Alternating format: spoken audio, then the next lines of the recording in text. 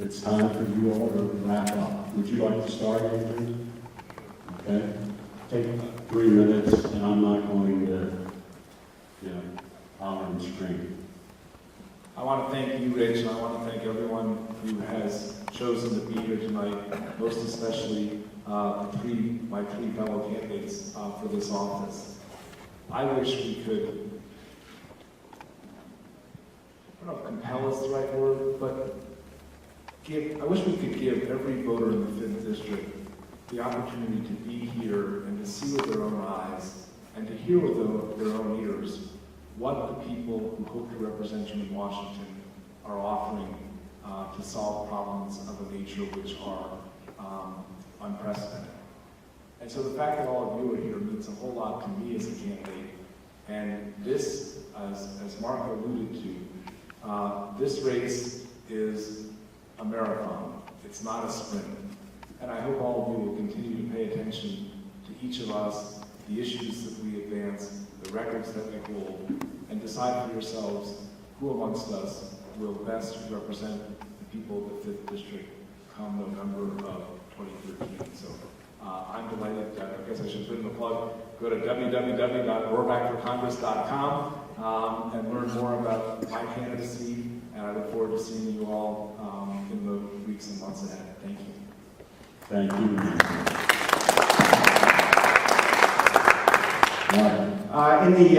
Well, first of all, I'd like to say that I would thank everybody who's here for coming here today.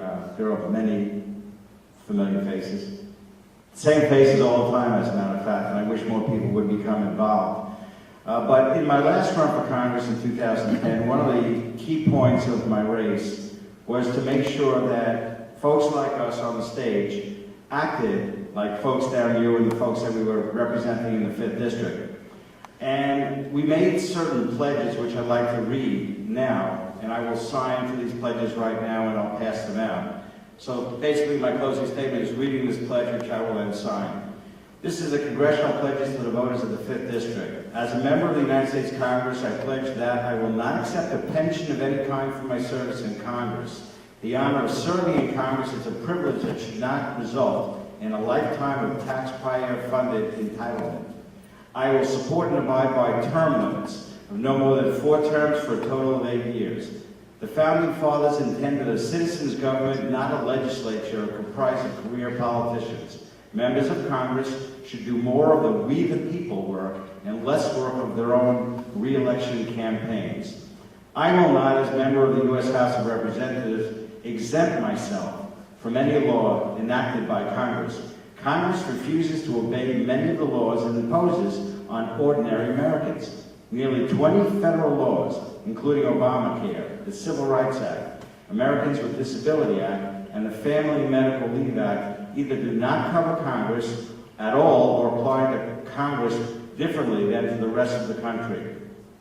Now, I will sign my name on all 3 of these, and I hope that these 3 great gentlemen next to me will do the same. Thank you.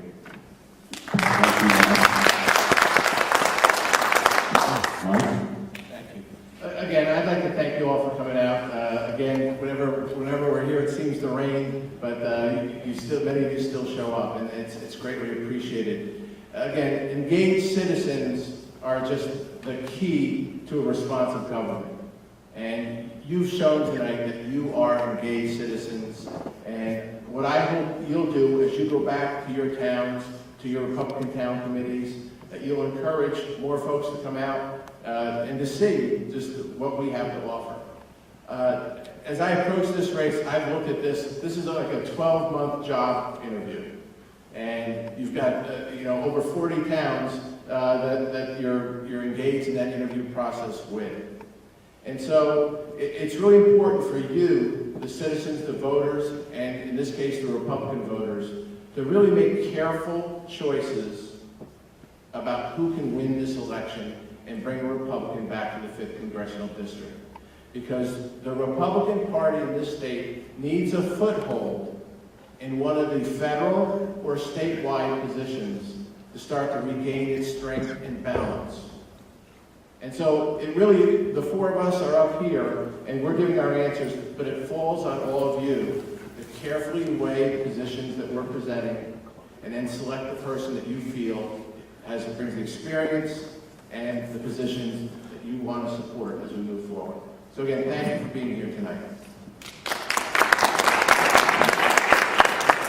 Justin? We've got these two missions. The one is to, of course, get America back on the right track. And the other mission we have is, as my colleagues pointed out, to win this seat for the Republican Party for America and to get the Republican Party going again in Connecticut.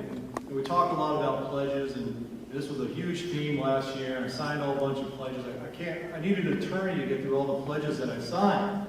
Well, you know what really matters? The only pledge this year that's really going to matter is what are we going to do about the convention? And last year, we had a whole bunch of primaries, and they got negative. I'm a big believer that primaries can be a very positive thing for the party if they're done correctly. But when you get a lot of negative ads in there, Republican on Republican violence, I don't think it does us any good. I think it hurt us in the general elections last year.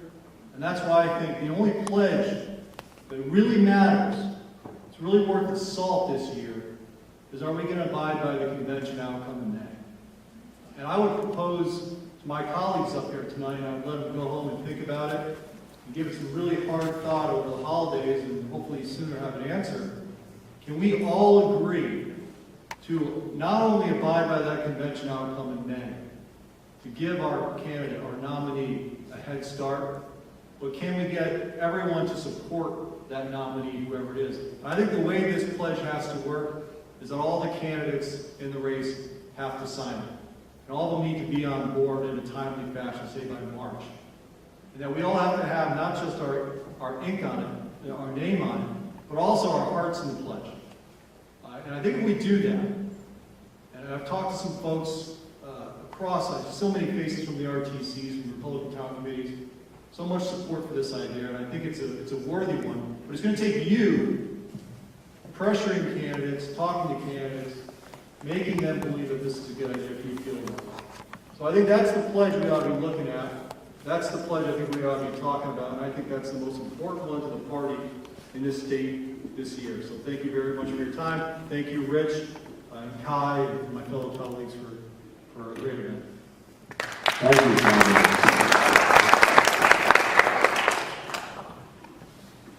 I want to thank you all for attending. Tonight you had the benefit of watching 4